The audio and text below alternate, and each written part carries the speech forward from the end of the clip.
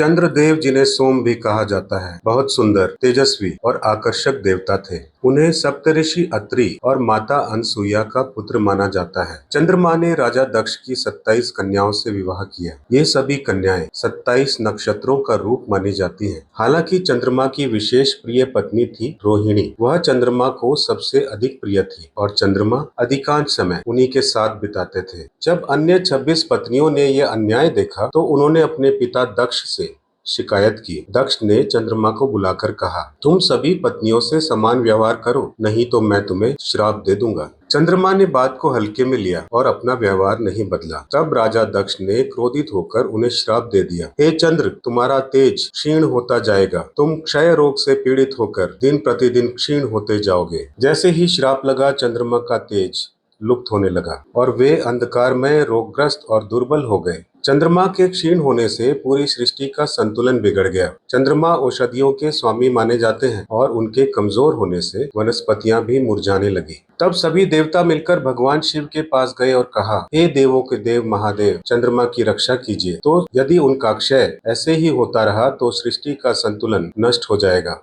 भगवान शिव ने चंद्रमा को अपनी जटाओं में स्थान दिया और उसे अपने मस्तक पर धारण कर लिया। इससे चंद्रमा का क्षय रुक गया। शिव जी ने श्राप को आंशिक कर दिया और वरदान दिया, चंद्रमा प्रतिदिन घटेगा और फिर बढ़ेगा। वह कृष्ण पक्ष में क्षीण होगा और शुक्ल पक्ष में पुनः पूर्ण होगा। इसी से अब चंद्रमा के अमावस्या से पूर्णिमा तक आकार में परिवर्तन होते हैं। इसीलिए शिव जी को कहा जाता है चंद्रशेखर, यानी चंद्र को मस्तक पर धारण करने वाले। तो इस कथा से हमें क्या शिक्षा मिलती है? अहंकार और पक्षपात जीवन में संतुलन बिगाड़ सकते हैं। न्यायप्रिय ईश्वर यानी शिव सृष्टि का संतुलन बनाए रखने के लिए हस्तक्षेप करते हैं। भगवान शिव करुणामयी और रक्षक हैं। जो भी शरण में आता है उनकी रक्षा करते हैं। ब्रह्मांड में जो भी घटता बढ़ता है उसके पीछे ईश्वरीय योजना और कारण होता है।